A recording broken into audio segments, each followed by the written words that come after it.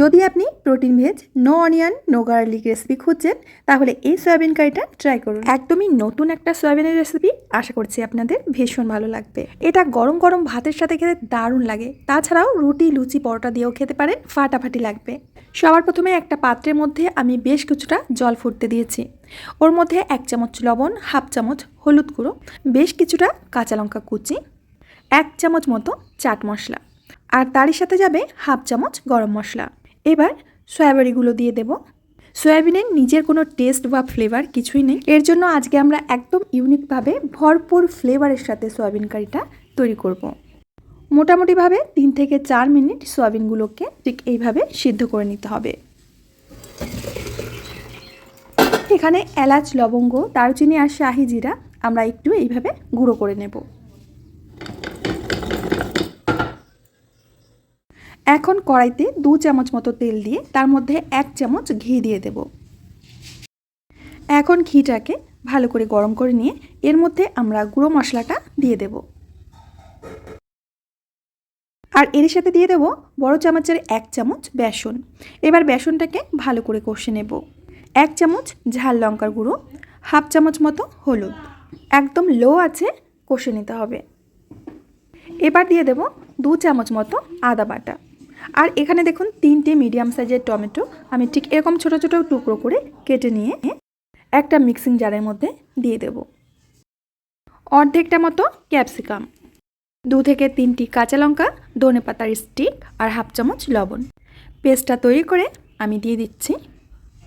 এখন সমস্ত কিছু খুব ভালো করে কষিয়ে নিতে হবে।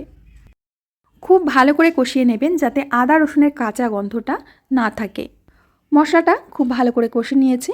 এখন সয়াবিনগুলো দিয়ে দিলাম আর সাথে দিয়ে দেব ছোটো চামচের 2 চামচ মতো ধনে গুঁড়ো আর 1 চামচ মতো চাট মশলা। এখন মশলার সাথে সয়াবিনগুলোকে খুব ভালো করে কষিয়ে নিতে হবে। কষানোর সময় সামান্য একটু জল নিয়ে নেবেন যদি শুকনো মনে হয়।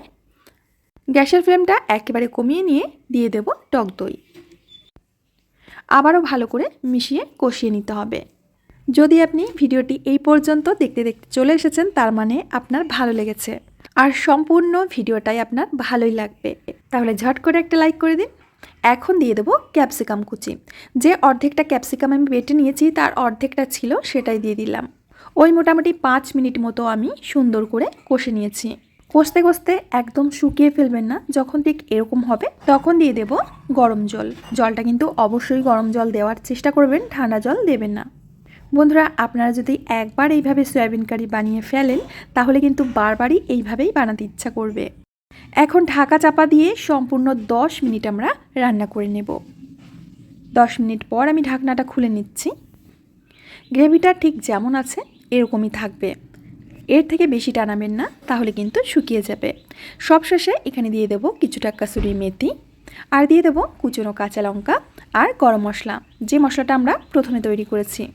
খুব ভালো করে মিশিয়ে নেব আর গ্যাসের আঁচটাকে বন্ধ করে দেব। আপনি যখন এই রান্নাটা বাড়িতে করবেন তো পাশের বাড়ির লোকও জিজ্ঞাসা করবে যে কী রান্না করা হচ্ছে। এতটাই ফ্লেভারফুল রান্নাটা, আর দেখেই বুঝতে পারছেন যে এটা দেখতে কতটা পরিমাণে লোভনীয় হয়েছে। আর দেখতে পেয়েছেন একদমই কম তেলেই রান্না করেছি, খুব বেশি একটা তেলের ব্যবহার আমি করিনি এখানে। সম্পূর্ণভাবে হেলদি আর টেস্টি। তো আমার প্রিয় বন্ধুরা, আশা করছি আজকের রেসিপিটা আপনাদের অনেক ভালো লেগেছে। ভালো লাগলে অবশ্যই লাইক কমেন্ট শেয়ার করবেন। আমি আজ এখানেই বিদায় নেব, আবার দেখা হবে নতুন রেসিপির সাথে। ততক্ষণের জন্য সবাই ভালো থাকবেন, সুস্থ থাকবেন।